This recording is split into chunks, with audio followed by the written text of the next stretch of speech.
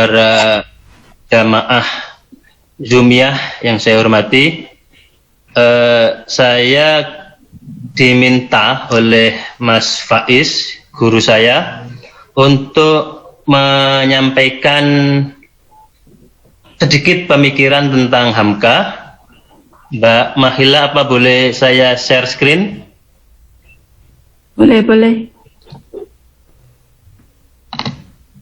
Silahkan. Sudah kelihatan? Ya, matikan aja. Masih kelihatan nggak? Ya kelihatan. Kelihatan. Siap.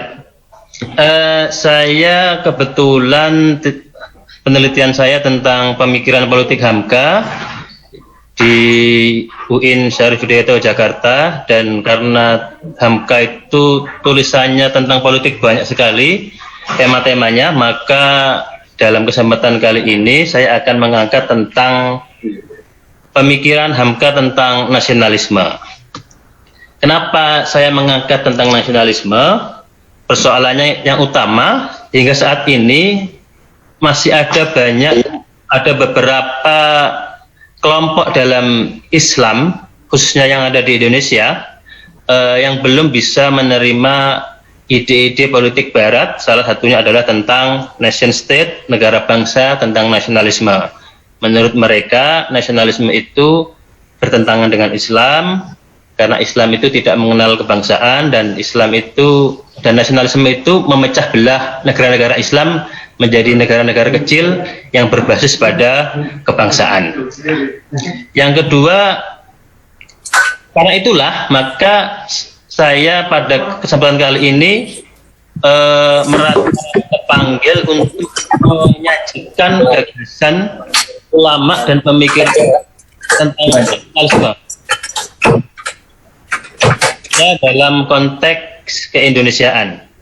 Dan saya memilih Hamka jika selama ini Hamka itu dikenal sebagai seorang pemikir, sebagai seorang ulama, mufasir, kemudian sastrawan. Tadi Bang Zabrul Khan mengkaji tentang tasawufnya, maka saya mencoba mencari sisi lain dari Hamka yang belum banyak dikaji, yaitu Hamka sebagai seorang pemikir politik.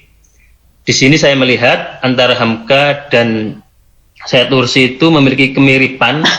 Dua-duanya bukanlah ulama atau intelektual menara gading. Baik Hamka maupun Nursi sama-sama ulama yang terlibat langsung dalam permasalahan kehidupan masyarakat dan bangsanya. Ya, Hamka juga ikut terlibat perang ketika revolusi fisik, dan Syed Nursi juga sering berada di medan perang ketika Turki berperang dengan negara-negara yang lain. Jadi keduanya ini merupakan intelektual organik atau Rausan Fikr. Ini sudah banyak diketahui siapa itu Hamka, tapi ada beberapa variabel yang menurut saya yang mempengaruhi dan membentuk pribadi dan intelektualisme Hamka. Yang pertama, ayahnya, Haji Abdul Karim Amrullah, yang tokoh gerakan pembaruan di Sumatera, yang mendirikan Sumatera Tawalib.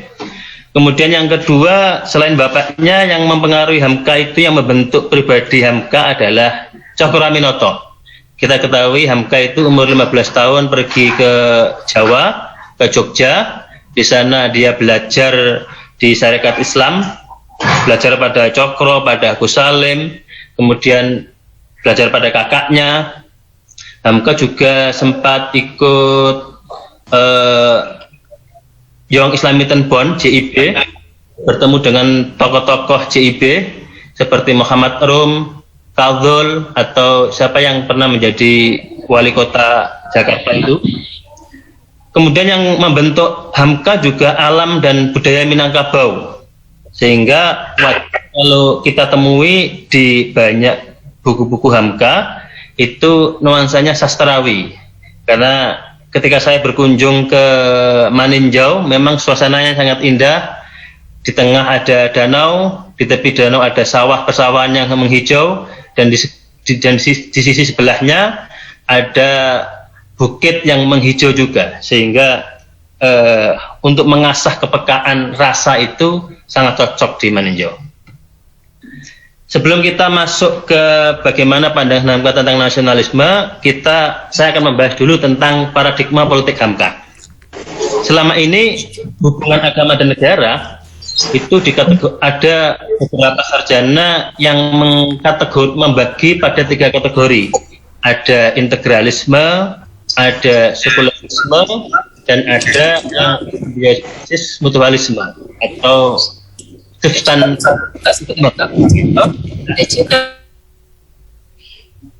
Menurut saya, dari bacaan-bacaan yang saya temukan dari berbagai macam tulisan Hamka di Pedoman Masyarakat, di Panji Masyarakat, di Gema Islam, di Hikmah, saya bisa menyimpulkan Hamka itu seorang integralis, orang yang berpandangan bahwa agama dan negara itu bersatu padu, tidak terpisah. Kedua-duanya bisa dibedakan tapi tidak bisa dipisahkan. Jadi Hamka sama dengan Natsir, sama dengan tokoh-tokoh Islam di Indonesia awal abad 20. Bukan hanya tokoh modernis seperti Hamka, Natsir, Rum, atau Agus Salim, tapi juga tokoh-tokoh tradisionalis seperti Wahid Hasyim, Hasyim Asy'ari, Mbah Hasyim Asy'ari itu juga punya pandangan antara agama dan politik itu tidak terpisahkan. Kalau kita baca berita Nahdlatul Ulama BNU tahun-tahun 30 itu banyak yang mengcounter pemikiran sekulernya Soekarno. Banyak sekali, ya. Dan banyak artikel yang menulis tentang kebersatuan, integrasi antara agama dan negara. Jadi yang punya gagasan integralisme agama negara itu bukan hanya muridnya Cokroaminoto dan Agus Salim dari kelompok modernis, tapi juga dari kelompok tradisionalis, gagasannya sama-sama integrasi agama dan negara. Kenapa Hamka punya pandangan agama dan negara itu, agama atau politik itu tidak terpisah? Hamka ada 3. Yang pertama, Islam itu agama yang sempurna dan mencakup semua bidang, baik bidang rohani, jasmani, baik privat maupun publik, baik duniawi maupun ukhrawi, semuanya terkandung dalam Islam. Islam mencakup semua itu. Sehingga karena Islam itu agama yang serba mencakup semua hal, maka bidang politik kenegaraan pasti tercakup juga dalam Islam. Yang kedua, menurut Hamka banyak ajaran agama Islam yang tidak bisa terwujud sempurna tanpa keterlibatan negara. Ini bukan agama ya, tanpa keterlibatan negara. Seperti ya contohnya lah ya, di masa kini kita tahu haji itu kalau tidak dicampur adukan, tidak diatur oleh negara akan kacau.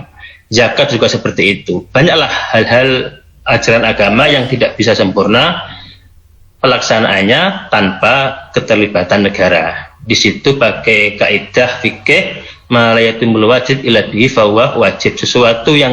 Suatu kewajiban yang tidak bisa terlaksana secara sempurna tanpa adanya sesuatu hal yang lain, maka sesuatu hal yang lain itu harus juga berhukum wajib.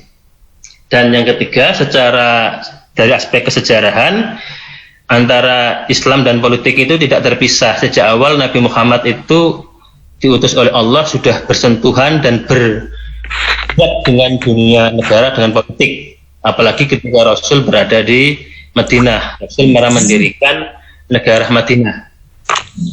Itu alasannya.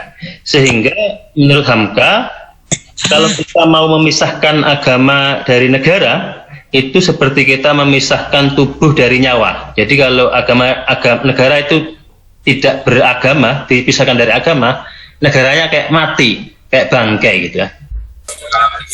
Itu jadi sangat integralistik. Meski demikian, meski Hamka memandang agama dan negara itu terintegrasi, menurut Hamka, Islam itu tidak mengatur detail, khususnya dalam bentuk negara dan pemerintahan. Karena itulah umat Islam punya keleluasaan untuk beristihad menentukan model dan bentuk pemerintahan, bentuk negara yang sesuai dengan kebutuhannya saat itu. Nah, di sini maka tuduhan bahwa kaum integralis ada beberapa sarjana yang menuduh kaum integralis itu ingin kembali ke masa lalu 14-15 abad yang lalu. Itu menurut saya terbantahkan, karena ada kaidah ini, Islam tidak mengatur secara baku dan mendetail bagaimana bentuk negara dan pemerintahan. Karena menurut Hamka, substansi dalam bernegara adalah bagaimana tata kelolanya, aturan-aturannya, kebijakan-kebijakannya tidak menyalahi syariat dan mengambil Al-Quran Sunnah sebagai sumber hukum. Ya. Itu tadi paradigma Hamka tentang hubungan agama dan negara. Sekarang kita masuki ke bagaimana sih Hamka memandang nasionalisme. Ya. Menurut Buya Hamka, cinta pada tanah air itu sesuatu yang alami, itu adalah rasa yang halus yang tumbuh di hati manusia, yang secara otomatis tanpa diperintah, tanpa diajarkan, itu sudah otomatis orang cinta pada tanah airnya. Secara otomatis, kata Hamka, saya cinta pada Maninjau, pada Minangkabau, pada gunung-gunungnya, pada danaunya, dan secara otomatis orang itu punya rasa, punya wijdan, kata Hamka. Wijdan mencintai rumahnya sendiri, mencintai kampungnya sendiri, mencintai negaranya sendiri, itu sudah otomatis. Jadi rasa ini tidak bisa ditentang karena ia bersifat alami. Lah, karena bersifat alami, maka Hamka memandang rasa cinta pada tanah air, rasa kebangsaan itu adalah tidak bertentangan dengan iman. Malah cinta tanah air itu menjadi bagian dari iman, sesuai dengan sebuah hadis yang meskipun hadis itu dhaif, tapi bagi Hamka matan dari hadis itu bisa diterima. Sanadnya memang dhaif, rawinya ada yang lemah, tapi matan dari hadis itu bisa diterima, sesuai dengan tadi bahwa cinta tanah air, kebangsaan itu adalah sesuatu yang alami. Dan Islam itu hadir ke dunia ini bukan untuk menghapus rasa kebangsaan. Di sini Hamka membantah pendapat beberapa orang yang mengatakan bahwa ketika Islam datang, maka Islam menghapus kebangsaan, bangsa Jawa, bangsa Minang, bangsa Melayu dihapus menjadi satu bangsa yang disebut dengan bangsa Islam. Di sini tidak, bagi Hamka Islam itu tidak menghapus rasa kebangsaan itu. Islam malah mengakuinya sesuai dengan Al-Quran, wa ja'alnakum syu'uban wa qabaila, dan Allah menjadikan kalian semua syu'uban wa qabaila, bersuku-suku dan berkabilah-kabilah. Nah, ini dalil yang digunakan oleh Hamka bahwa Islam tidak menghapus rasa kebangsaan, karena bagi Hamka Islam adalah suatu iktikad, suatu akidah. Islam bukan kebangsaan. Karena itu Islam bisa dianut oleh semua bangsa tanpa melihat dia dari suku apa, dari bangsa apa, dari ras apa. Islam bersifat universal. Dan dari sini pula Hamka kurang setuju dengan gagasan pan-islamisme. Bagi Hamka yang terpenting itu justru malah politik nasionalisme kita, bagaimana kita memajukan dan memerdekakan bangsa kita. Ini ditulis oleh Hamka tahun 30-an, ketika saat itu masih kuat pengaruh pan-islamisme di Melayu, di Nusantara. Bagi Hamka saat ini tugas kita bukanlah menyatukan bangsa-bangsa muslim ke dalam pan-islamisme, tapi bagaimana kita memajukan politik nasionalisme kita tanpa melupakan bangsa-bangsa lain, bangsa-bangsa muslim lain di negara lain. Itu cukuplah bagi kita, kata Hamka, pan-islamisme itu berada pada akidah dan ibadah. Cukuplah kita akidahnya sama dengan bangsa-bangsa muslim yang lain, tanpa perlu pan-islamisme dalam arti politik. Ya. Hamka pada artikelnya di Padomana Masyarakat tahun 41, di sini saya kutip, kebangsaan itu diakui oleh Tuhan, bahkan dijadikan oleh Tuhan, bukan dihapuskan. Di bukunya juga dinyatakan bahwa malah disebutkan di pandangan hidup Muslim oleh Hamka bahwa cinta tanah air itu sumbernya malah dari tauhid, kata Hamka, dari rasa syukur kita kepada Tuhan, pada Allah, karena sudah diberi karunia tanah air, maka disitulah muncul rasa kebangsaan.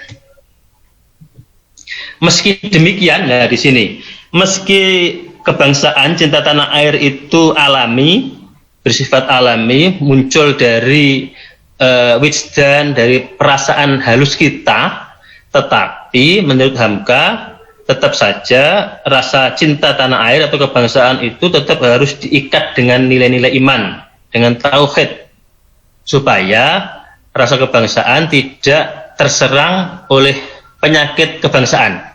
Hamka menyebutnya penyakit kebangsaan.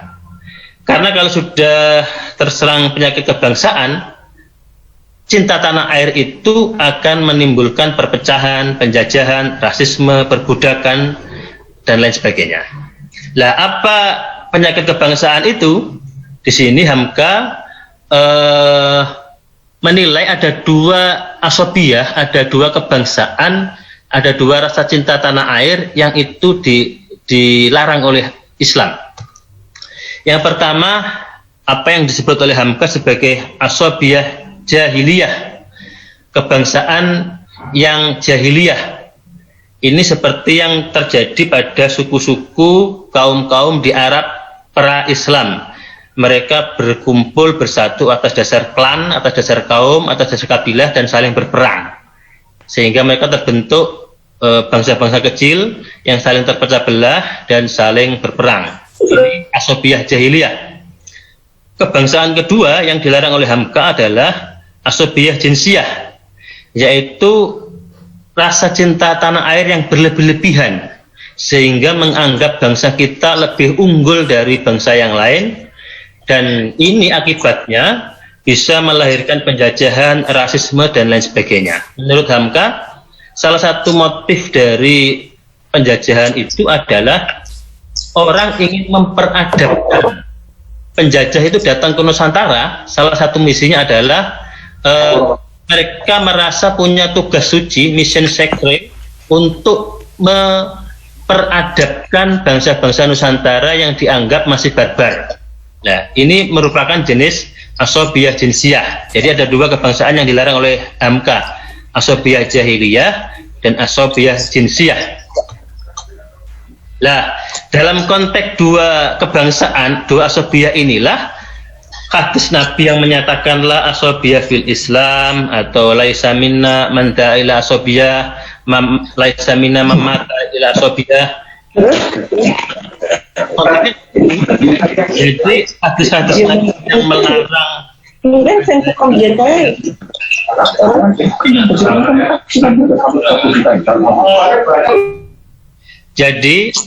hadis Nabi yang melarang adanya cinta pada asobiyah itu konteksnya pada dua asobiyah ini, yaitu asobiyah jahiliyah dan asobiyah jinsiyah, bukan asobiyah yang lainnya. Lah, apa asobiyah yang lainnya itu? Ya, inilah yang disebut oleh Hamka persatuan. Ini seperti asobiyah yang dilakukan oleh Kanjeng Nabi. Nabi itu datang diutus menjadi nabi. Kemudian Nabi bisa menyatukan semua kaum, semua klan, kabilah-kabilah di Arab, suku Aus, Khosroj, Ansor, Muhajirin, dan suku-suku yang lain yang ada di Arab saat itu disatukan oleh baginda Nabi menjadi apa yang oleh Hamka disebut sebagai persatuan kebangsaan Arab seluruhnya. Jadi dari Nabi Muhammad itu menurut Hamka mentransformasikan kebangsaan sempit, kebangsaan asobiyah jahiliyah menuju asobiyah yang lebih besar yang disebut sebagai asobiyah bangsa Arab seluruhnya. Ini ditulis Hamka tahun 39 di pedoman masyarakat. Nah, di sini menariknya. Menurut Hamka, apa yang dilakukan oleh Kanjeng Nabi yang mempersatukan suku-suku, yang kaum-kaum, kabilah, klan di Arab menjadi satu identitas Arab itu sama seperti yang terjadi pada bangsa-bangsa Indonesia. Bangsa-bangsa Nusantara itu ada banyak suku, ada ribuan suku, ada yang terbesar ada Jawa, ada Sunda, ada Melayu, ada Minang, ada Papua. Kemudian dijadikan disatukan oleh identitas bersama yang kita kenal dengan kebangsaan Indonesia. Jadi Hamka itu menyamakan persatuan yang dilakukan oleh bangsa Indonesia, oleh kita ini, oleh negara Indonesia ini, itu seperti dilakukan oleh Nabi Muhammad ketika mempersatukan suku-suku di tanah Arab sana. Dan yang menyatukan suku-suku di Nusantara menjadi bangsa Indonesia itu menurut Hamka adalah Islam. Ya, ini ada 3 alasan di situ yang saya sebutkan. Para pahlawan itu dulu ketika memperjuangkan Indonesia merdeka dari orang-orang Eropa, penjajah Eropa, itu spiritnya spirit Islam. Teriaknya Allahu Akbar. Hamka sering menyebut Pangeran Diponegoro. Di pelana kuda Pangeran Diponegoro itu ada lambang bulan bintangnya, kemudian pasukannya simbol-simbol dari Pangeran Diponegoro, Imam Bonjol, Cut Nyak Din dan lain sebagainya, itu pasti mereka teriakannya takbir Allahu Akbar, orang Islam melawan orang kafir.